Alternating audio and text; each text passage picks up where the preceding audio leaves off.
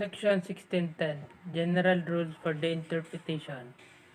The classification of goods and its tariff nomenclature as provided pursuant to this Act shall be governed by the following principles. Number 1. The title of section, chapters, and subchapters are for easy reference only. For legal purposes, the classification shall be determined according to the terms of the heading and any relative section or chapter notes. As provided, such headings or notes do not otherwise require according to the following provisions. 2a. Any reference in a heading to the goods shall be taken to include a reference to the same in their incomplete or unfinished form or state, provided that the incomplete or unfinished goods have has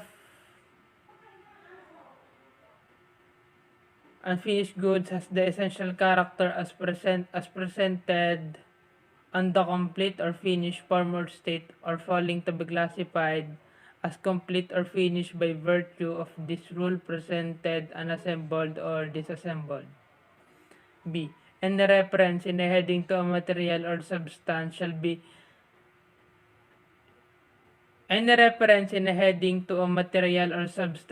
taken to include a reference to a mixture or combination of that material or substance with other materials and substance, and any reference to goods of a given material or substance shall be taken to include a reference to goods consisting wholly or partly of such material or substance. The classification of the goods consisting of more than one material or substance shall be according to the principle of Rule 3. 3. When by application of Rule 2b or for any reason, goods are prima facie classifiable under the two or more headings, classification shall be effected as follows. Classification shall be effected as follows. A. Any heading which provides the most specific description shall be preferred to the headings provided a more general description. However, when two or more headings or each refer to part only of a materials or substances contained mixed in composite goods, or to part only of the items in a set for retail sale, those headings are for retail sales. Those shall be regarded as equally specific in the relation to goods, even if one of them gives a more complete or precise description for the goods. B.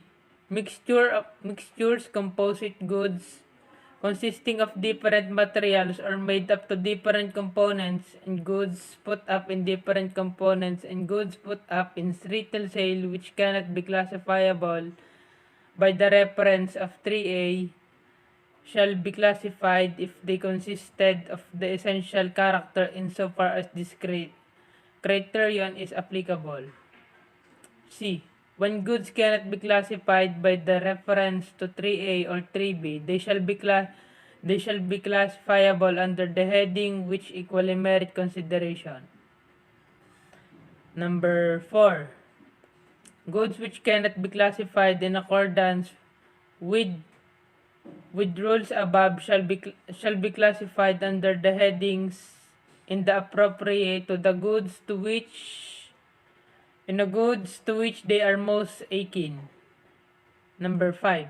In addition to the foregoing provisions, the following rules shall apply with respect to the goods and referred to therein.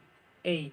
Camera cases, musical instrument cases, necklace cases, drawing instrument cases, and gun cases and similar containers specially shaped or fitted to contain specific goods for which they are intended shall be classified. Such goods, when of a kind normally sold therein.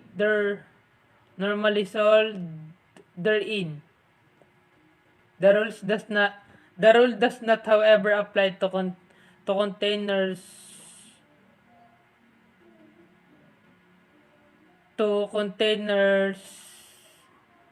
that gives its essential character, and B. Subject to the provision of Rule 5A, packing materials and packing containers presented with goods therein shall be classifiable with the goods if they are kind for normally used for packing such goods. And however, this does not apply when such packing materials or packing containers are clearly suitable for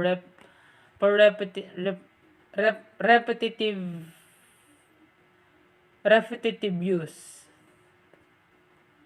6. For legal purposes, the classification of goods in the subheading of a heading, it shall be determined according to the terms of those subheading and any relative subheading notes, and mutatis mutandis to the rules above, and understanding that the only subheading at the same level are comparable for the purposes of the rule, and the relative section and chapter notes also apply unless the content otherwise requires.